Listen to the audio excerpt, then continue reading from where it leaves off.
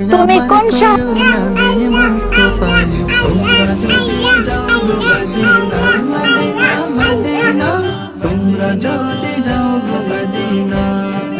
যে হাতে ধাক্কা মারবে সে হাত পচে যাবে। ভাই 5 সেকেন্ড সময় দিয়ে ভিডিওটা দেখো। তুমি তার মনের আশা পূরণ করে দিও আল্লাহ।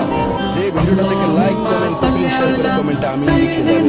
তো কি ভাই তোমরা পারো না ভাই এই ভিডিওটা?